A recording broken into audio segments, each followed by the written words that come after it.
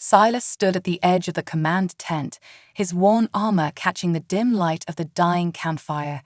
His face was hardened, marked by years of brutal war, his eyes steeled against any trace of weakness. He had fought long and hard, loyal to the human cause, loyal to every mission handed to him by the Council. But tonight there was something different. A strange reward awaited him. The Council had granted him an offering for his loyalty, an alien woman, captured in a recent battle. He approached her with a mix of curiosity and mistrust. She sat on the ground, her hands bound by thick metal cuffs that barely seemed to faze her. The glow of her pale blue skin reflected the firelight, casting an ethereal glow around her. She was unlike any being he'd ever encountered, delicate yet strong, with silver hair flowing in soft waves. Her eyes, a deep shade of violet, held no fear, only a calm defiance that stirred something within him.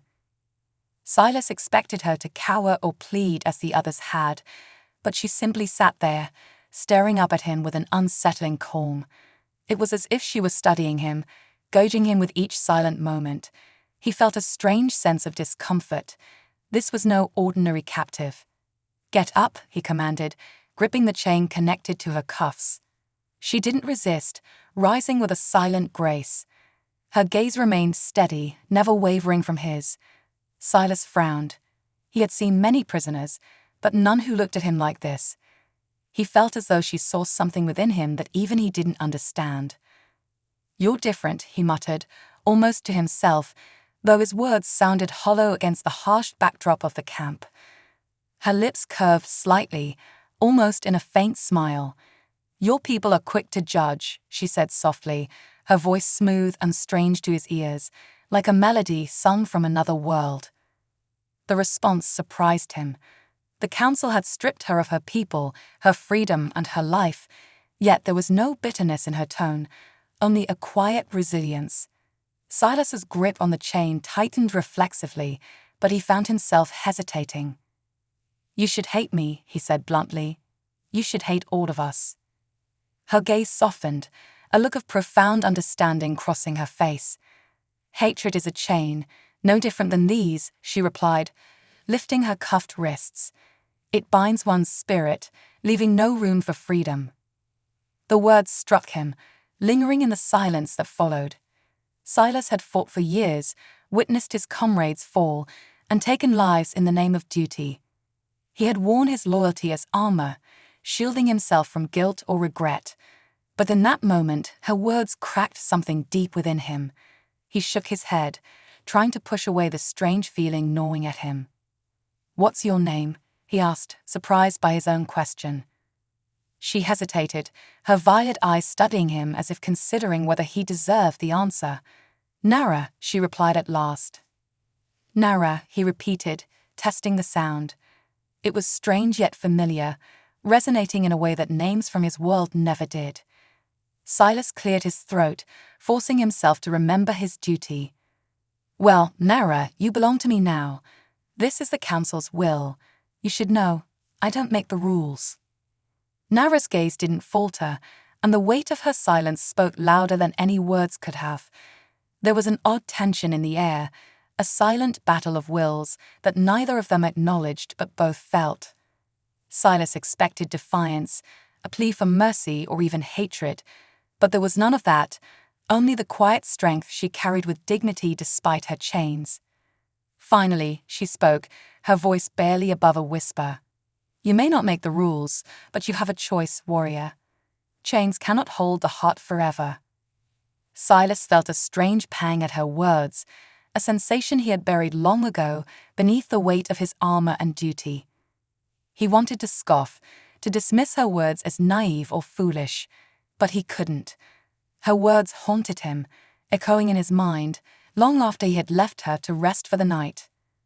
As he lay in his cot, the hardened warrior found no solace in sleep.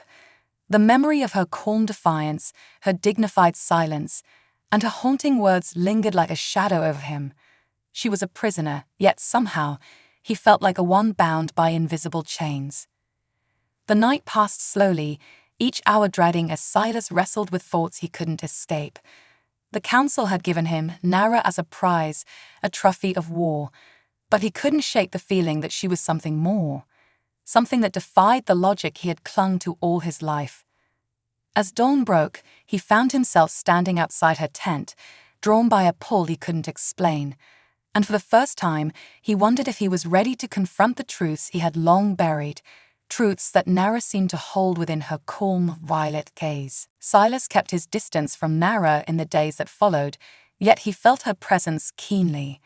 Every time he glanced her way, he found her watching him with that same unbreakable calm, as if she held the secrets of the universe behind her eyes. Despite himself, he grew curious, even eager for the silent exchange they shared. It unsettled him, this pull he felt toward her, a prisoner, a former enemy. One afternoon, while most of the camp rested, an attack sounded from the valley below.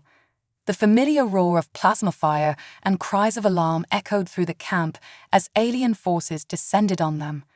Silas's instincts took over, and he grabbed his weapon, leading the charge to fend off the attackers. The battle was fierce, chaos erupting on all sides as he fought through the storm of fire and smoke. But just as he found himself surrounded, a strange figure appeared beside him, Nara.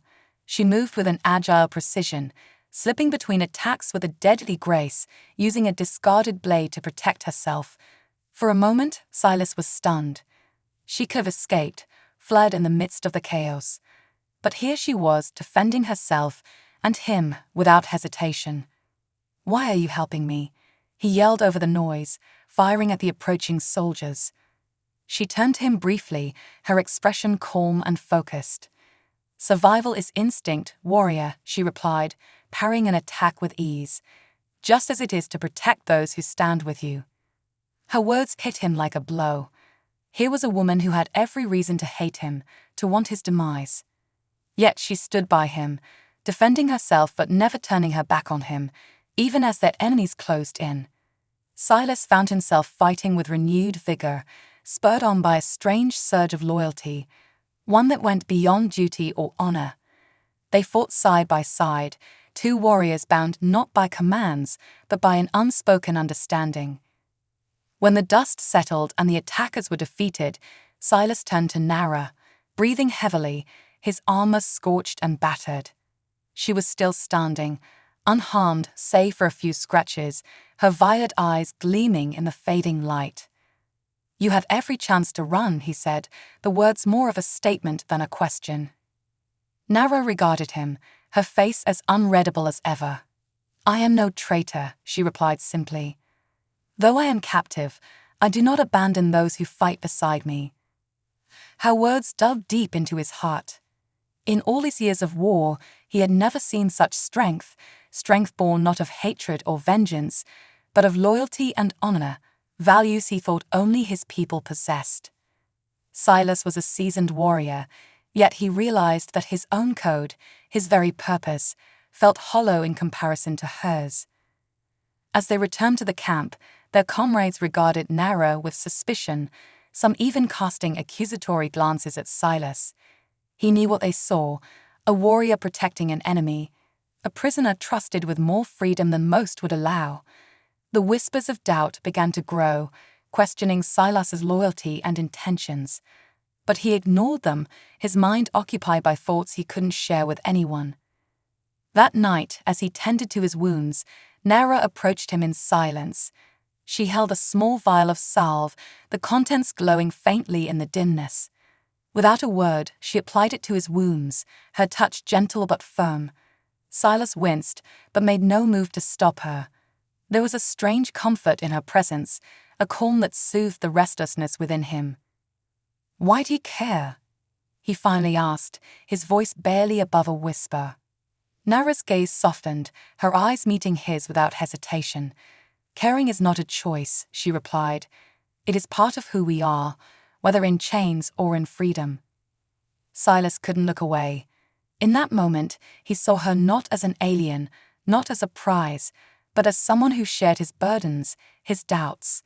She had saved him without obligation, healed him without reward, and for the first time, he questioned the very foundations of his beliefs. wondering if he had ever truly known what loyalty meant. The days passed and their silent bond grew. They rarely spoke, but words were unnecessary.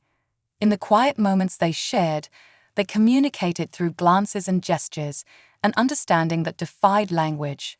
Nara taught him things he had never considered: patience, compassion, a way of seeing the world beyond conquest and duty. He found himself softened, his once unquestioned loyalty to the council wavering. But it was more than just a shift in perspective, it was a transformation. Silas began to realize that he was no longer the hardened warrior the council had molded him to be. He had been changed by Nara's presence, by her resilience, by the simple dignity she held even in captivity. One evening, as the sun set over the camp, painting the sky in shades of crimson and gold, Nara spoke words that would linger in Silas's heart. "They do not own you, Silas," she said softly, her gaze fixed on the horizon. "You may serve, but you are not theirs. Freedom is in the heart, not in chains." Silas felt the weight of her words settle within him, like a seed planted in fertile soil. For the first time, he felt a stirring, a desire for something beyond the life he had always known. In Nara's presence, he saw a glimpse of a future where loyalty was a choice, not a command, where honor was earned, not imposed. And as the night enveloped them in silence, Silas knew he was forever bound to the woman who had taught him that freedom, even in captivity, was a gift beyond any reward the council could offer. As the days wore on, the invisible bond between Silas and Nara grew, a thread woven from shared silence and fleeting glances. Words remained scarce, but every gesture, every glance carried a meaning that words could not capture. In Nara, Silas found a rare solace, one that unsettled him, for it was not the kind of strength he was accustomed to. It was a strength born of dignity and conviction, not brute force or fear. One night, after the camp had quieted and the sky was peppered with stars, Silas found himself unable to sleep. His thoughts twisted, haunted by a yearning he could not name, a longing that stretched far beyond his life as a warrior. He rose from his cot, drawn to the edge of the camp where Nara had been placed under a solitary guard. She was sitting, her face tilted toward the heavens, her silver hair reflecting the faint glow of distant stars. In the darkness, she looked almost ethereal, her alien features softened by the night. Silas approached quietly, dismissing the guard with a nod, and sat beside her, his own gaze rising to meet the stars. Nara didn't look at him, but her voice drifted into the silence between them. "Your people believe in conquest," she said, her tone calm yet laced with an undercurrent of sorrow. "To take is to control, to own." Silas shifted uncomfortably, her words striking a nerve. "We believe in survival," he replied, though the words felt hollow, lacking the conviction he had once held so fiercely. "Is survival worth the price of freedom?" she asked, her eyes still fixed on the stars. He had no answer, the silence weighing heavy on him. For so long, he had believed that survival justified all means, that loyalty to the council was paramount. But now, in the quiet moments beside Nara, he began to question everything he had once accepted without hesitation. She spoke of freedom as if it were a birthright, something that could not be taken or given, only realized. The quiet stretched on, broken only by the soft rustling of wind through the nearby trees. Silas's gaze dropped, his hands fidgeting with a loose strap on his armor. He wanted to say something, to explain that he had never had the luxury of choice, that his path had been decided for him long ago. But before he could speak, Nara shifted, her violet eyes meeting his for the first time that night. "You are not bound to them, Silas," she said softly, her voice a gentle reminder rather than a rebuke. "Your loyalty is a choice, and choices can be changed." Her words lingered in the air, heavy with possibility. Silas felt a strange pang in his chest, a sensation he couldn't name. In her gaze, he saw something he had never seen before, a promise, unspoken yet powerful.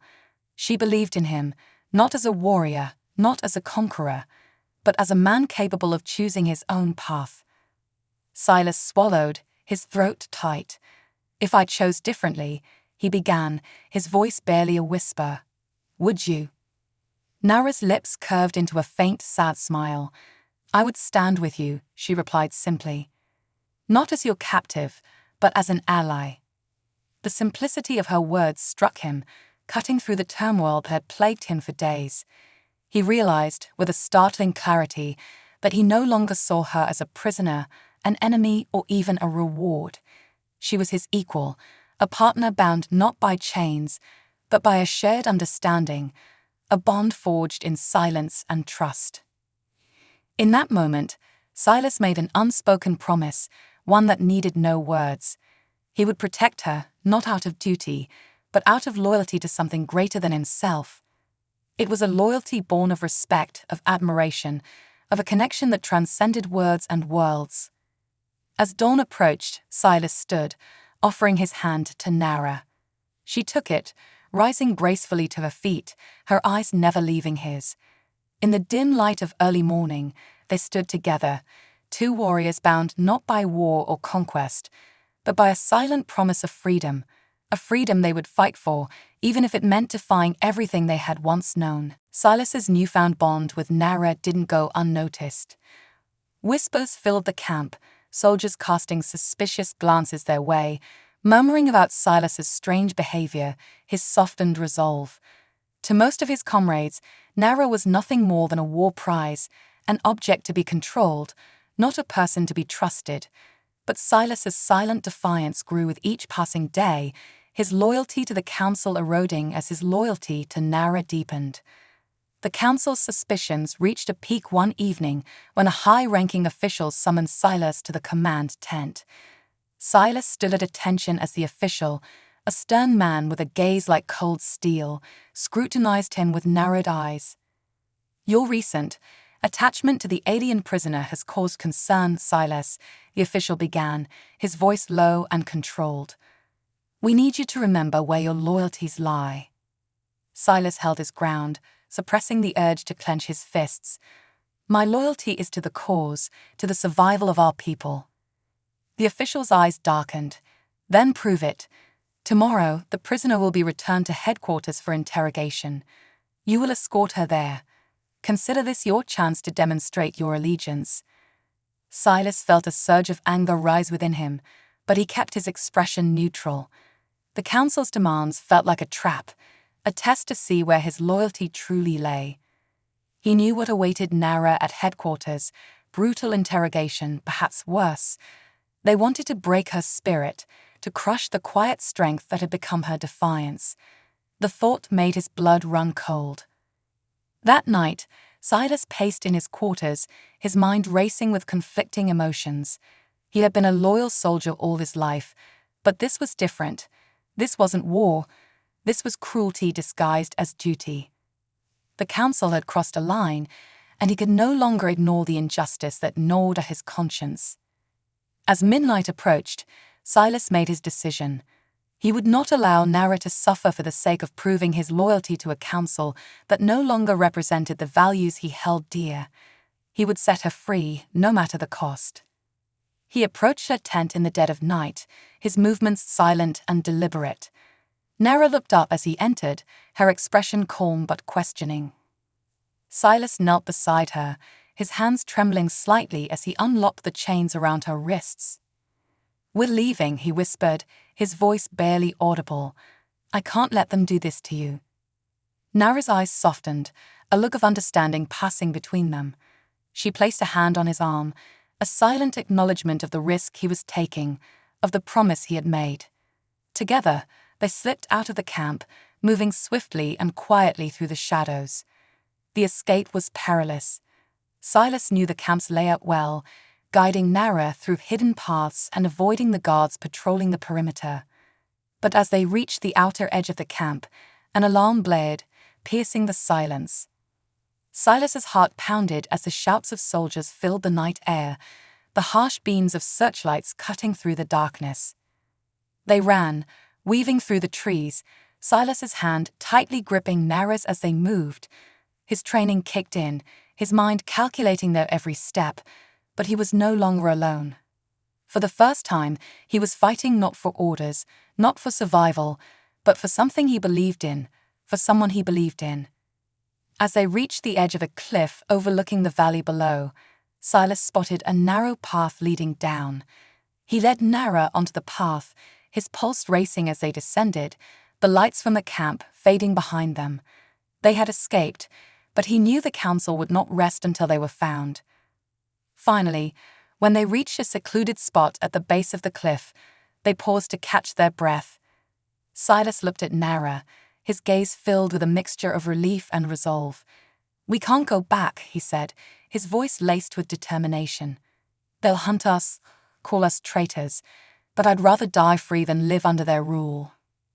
Nara's expression softened, her violet eyes reflecting the faint light of the moon. "Freedom is worth any price," she replied, her voice steady. "Thank you, Silas, for choosing this."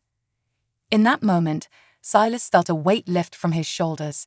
He was no longer bound by orders or the expectations of others. He had chosen his own path, guided not by duty, but by his own sense of justice. And as he stood beside Nara, he knew that their journey was only beginning.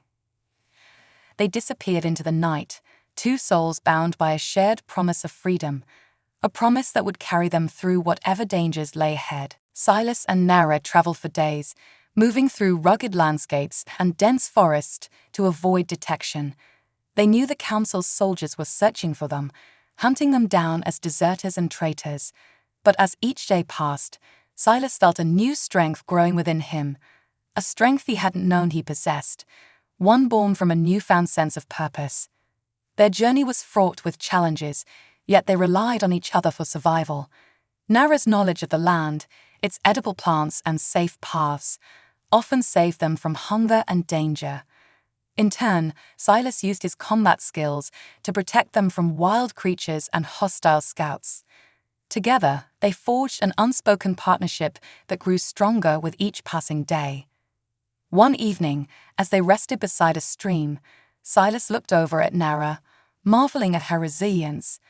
Despite everything she had endured, she held herself with a quiet dignity, her gaze steady and unyielding. She had faced the worst of humanity and yet had never allowed bitterness to consume her. Her strength humbled him, inspiring him to question the very foundation of his life as a warrior. "Nara," he began, his voice soft as he watched her, "do you ever wonder why all of this happened? The war, the suffering, it feels so pointless now." Nara looked up, her eyes reflecting the shimmering light of the stream. "Power breeds fear, and fear breeds violence," she replied, her tone contemplative. "Your council fears what they don't understand, and so they conquer, hoping to control what they cannot comprehend." Silas nodded, a pang of shame coursing through him. "I used to believe in their cause, in our survival, but now I see that survival doesn't mean destruction. It doesn't mean slavery or control." His voice trembled, a mix of anger and regret. "I was blind, but you helped me see." Nara reached out, placing a gentle hand on his shoulder. "We all live within the confines of what we're taught," she said, "but breaking free, that is a choice only the brave can make." Her words settled over him like a balm, soothing the wounds he bore, both visible and hidden. Silas realized that he wasn't alone in this fight. He had an ally, a companion who understood the value of freedom, who saw him not as an enemy, but as a man trying to find his way. And in that shared understanding, he found hope, a hope he had long thought lost. Their bond deepened with every mile they traveled.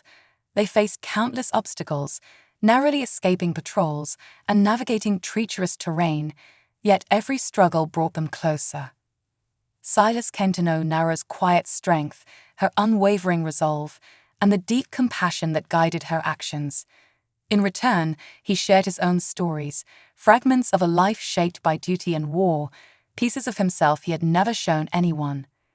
As they approached a remote mountain pass, Silas noticed a change in Nara's demeanor.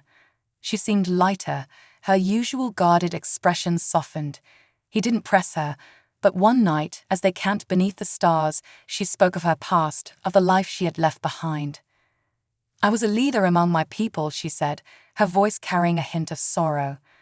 I believed in peace, in finding a way to coexist. But your council saw our strength as a threat, and they waged war to break us." Silas listened in silence, feeling the weight of her words settle over him. He saw, for the first time, the full extent of the suffering his people had caused, and a deep sadness filled him. "I can't change what happened," he said quietly, "but I can choose what happens next. We don't have to be enemies. We don't have to live by their rules." Nara's eyes softened as she looked at him, her expression filled with a quiet gratitude. "Then let us be allies, Silas," she whispered, "not bound by chains, but by trust and understanding." They shared a long, silent gaze, a mutual respect forming between them that transcended words. For the first time, Silas felt free, truly free, unbound by duty or expectation. He had found something worth fighting for, a cause that wasn't dictated by orders or fear. The next morning, they resumed their journey, their spirits lifted by the bond they had forged. Though they remained fugitives, hunted and despised, they walked with a newfound sense of purpose. They knew the path ahead would be dangerous, that the council would stop at nothing to capture them, but they also knew that they were no longer alone. As they reached the mountain pass, a breathtaking view unfolded before them, a vast expanse of uncharted land stretching into the horizon. It was a land free from the council's grasp, untouched by the chains of conquest. Silas and Nara stood side by side, gazing out at the world that awaited them, a world they would face together. In that moment, Silas made another silent vow, a promise to protect Nara, to honor the freedom they had fought for. And as they began their descent into the unknown, he felt a strange sense of peace, knowing that no matter what lay ahead, they would face it as allies, bound not by chains or duty, but by a bond that defied the limits of war. As Silas and Nara descended into the unknown valley, they felt the calm before the storm. The freedom they sought lay ahead, but they knew it would not come without a final fight. They were fugitives, marked as traitors, with the council's soldiers closing in on them. Yet, despite the looming danger, they found solace in each other's presence, a strength that had been forged in shared struggle and silent promises. They made camp that night near a hidden glade, shrouded in shadows beneath the trees. Nara sat close to Silas, her head resting on his shoulder as they gazed into the flickering flames of their small fire. They had found a brief moment of peace in their escape, a rare gift amid the turmoil. But as dawn broke, the sound of footsteps shattered the tranquility. Silas stood, his heart pounding as he caught sight of figures approaching through the mist. He recognized them instantly, fellow soldiers, led by Commander Roth, a fierce and loyal man who had fought alongside him in countless battles. The council had sent their best to bring them back, dead or alive. "Silas," Roth's voice rang out, cold and unyielding. "You've gone too far. Surrender now, and you may yet save yourself." Silas stepped forward, his stance firm, shielding Nara behind him. "Roth," he replied, his voice calm yet resolute, "I've seen the truth, and I can't go back. We don't have to be their pawns. We can choose freedom for all of us." Roth's eyes hardened. "Freedom? You've betrayed everything we fought for. You've chosen an enemy over your own people." "She's not our enemy," Silas countered, his voice rising with passion. "She's shown me a path beyond this endless cycle of hatred and conquest. We've been fighting for power, not survival. We've been blind." A tense silence fell, the soldiers shifting uncomfortably as they processed Silas's words. But Roth's resolve did not waver. He drew his weapon, the blade gleaming in the early light. "If you won't surrender, then you are a threat to us all." Without hesitation, Silas unsheathed his own weapon, the weight of his decision pressing upon him. He knew this fight would determine everything: his freedom, Nara's life, and the chance to escape the grip of the council once and for all. The battle erupted with a clash of steel and the crackle of energy blades. Silas moved with the precision of a seasoned warrior, his every movement fueled by a newfound purpose. He fought not for survival or victory, but for freedom, for a future he had only glimpsed, but now desperately wanted. Nara joined the fray, her agility and grace complementing Silas's strength. Together, they faced their pursuers, fighting as a single force, their bond unbreakable. For every strike that came their way, they countered with a force that defied their odds, their shared resolve lending them strength beyond measure. One by one, the soldiers fell, until only Roth remained, his face twisted in a mix of anger and disbelief. He met Silas's gaze, a flicker of regret flashing in his eyes. "You were my brother," he whispered, his voice strained. "But you chose a path that no warrior should follow." Silas held his gaze, a pang of sorrow filling him. "I chose the path of truth, Roth. You taught me to be loyal, to fight for what's right. But this is what's right." With a final surge, Roth lunged, his weapon raised. Silas deflected the blow, his heart heavy as he countered. In a swift, decisive move, he disarmed Roth, sending the weapon clattering to the ground. Roth fell to his knees, his gaze filled with a mixture of defeat and respect. Silas sheathed his weapon, extending a hand. "You can still join us, Roth. There's a life beyond the Council's rule, a life worth fighting for." For a brief moment, Roth's hand hovered over Silas's. But the weight of years of loyalty to the Council, of a lifetime dedicated to obedience, held him back. He lowered his gaze, shaking his head slowly. "I can't." Silas felt a pang of sadness as he withdrew his hand, knowing that Roth's choice was his own. Without another word, he turned to Nara, who stood by his side, her expression unreadable.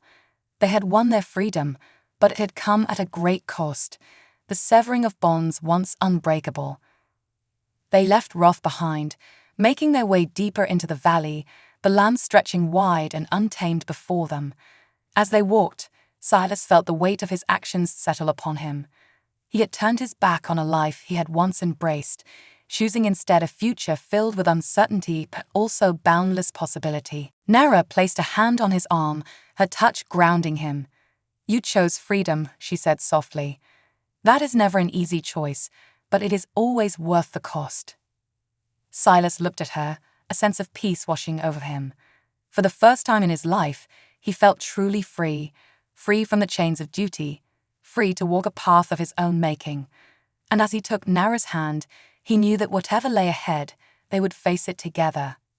Together, they stepped into the unknown, leaving behind the echoes of war and the Council's grip. In each other, they had found the courage to defy, to break free, to embrace the possibility of a new life, a life forged in trust, resilience, and the unbreakable bond of shared freedom.